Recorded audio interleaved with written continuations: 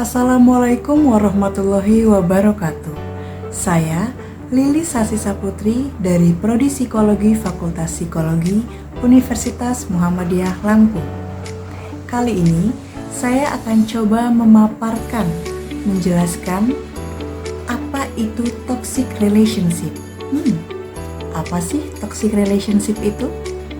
Toxic relationship adalah hubungan beracun, di mana hubungan ini tidak sehat. Hubungan ini membuat seseorang merasa tidak dipahami, merasa direndahkan, merasa tidak dimengerti oleh pasangannya. Toxic relationship tidak hanya bisa terjadi di dalam hubungan sepasang kekasih. Toxic relationship atau hubungan beracun ini juga bisa terjadi pada lingkungan sekitar, juga bisa terjadi pada pertemanan, dan juga bisa terjadi pada keluarga. Tapi kita akan bahas toxic relationship yang terjadi di antara sepasang kekasih. Apa aja sih ciri-ciri toxic relationship? 1. Kurang dukungan. Ya, dalam sebuah hubungan seharusnya dua orang ini yang menjadi sepasang kekasih ini harusnya saling mendukung dalam hal-hal yang positif. Tapi kalau kamu merasa pasanganmu kurang mendukungmu, terlebih dalam hal-hal yang positif, kira-kira dia toksik gak ya? Kita lihat ke ciri selanjutnya. Kurang adanya komunikasi yang baik atau komunikasi yang tidak baik. Coba deh dicek dari awal sampai sekarang hubungan, apakah komunikasi kalian selalu baik? Atau ada kalanya baik, ada kalanya tidak baik? Kalau ada kalanya baik dan ada kalanya tidak baik, itu masih sangat amat wajar. Tapi kalau dari awal sudah kurang baik atau bahkan tidak ada usaha dari pasangan kalian untuk memperbaiki komunikasi, silahkan dicek. Yang ketiga, cemburu yang berlebihan. Cemburu itu baik kok. Siapa sih yang gak suka kalau pasangannya cemburu dengan kita kalau kita digoda sama orang lain? Pasti senang dong.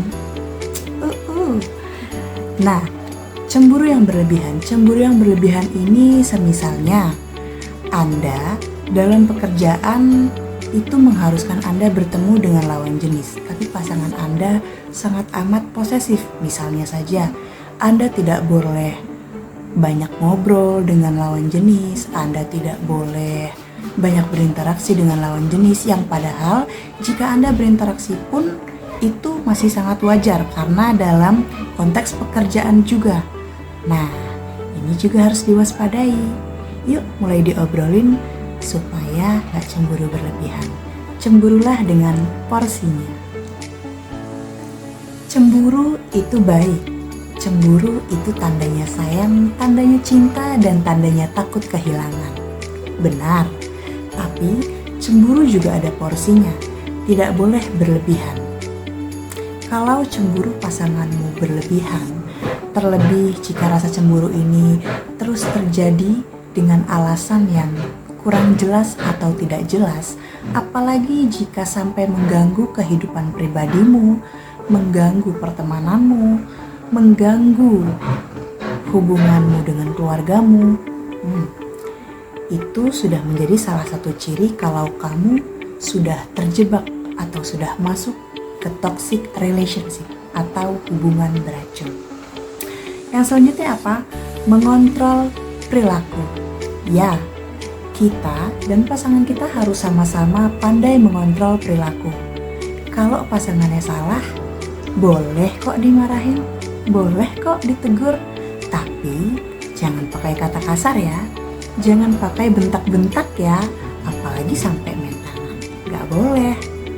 Karena yang toksik itu bukan hanya mereka yang bermain tangan dengan pasangannya, tapi mereka yang berkata kasar atau yang cara bicaranya kasar, keras, itu juga sudah termasuk toksik. Oh iya, satu lagi.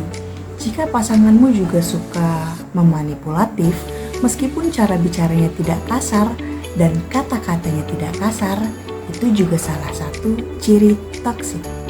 Toksik dalam relationship. Ya, kamu harus menyayangi dirimu sendiri. Kamu harus bisa memahami dirimu sendiri.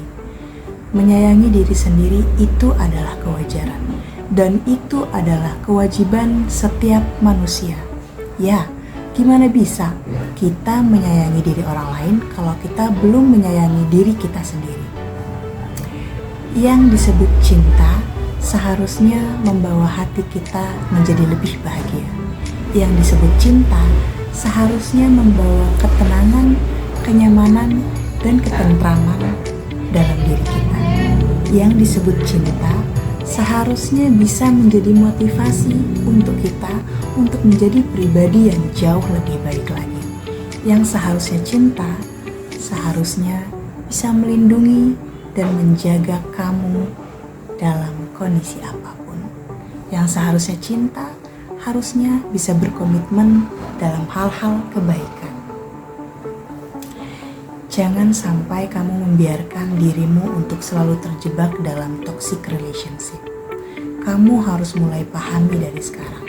Harus mulai cek, apakah saya berada dalam toxic relationship? Yuk, bisa. Kamu pasti bisa. Melepaskan diri dari toxic relationship memang bukanlah perkara mudah. Karena seseorang yang terjebak dalam toxic relationship dapat dianalogikan sebagai gumpalan benang yang kusut. Ya, gumpalan besar benang yang sudah kusut. Bagaimana cara menguraikannya? Apakah dengan digunting? Digunting mungkin kita pikir itu adalah cara yang paling instan. Tapi sahabatku, tidak. Jika gunting itu goyah, tidak mampu menggunting gumpalan benang tersebut, maka yang terjadi adalah tangan kita yang terluka. Lalu, bagaimana cara menguraikannya? Cara yang paling tepat adalah kita uraikan satu persatu gumpalan benang kusut tersebut. Ya, mungkin akan memakan banyak waktu, tetapi itulah cara yang paling tepat. Dimulai dengan niat kita. Niat kita untuk menguraikan gumpalan benang kusut tersebut.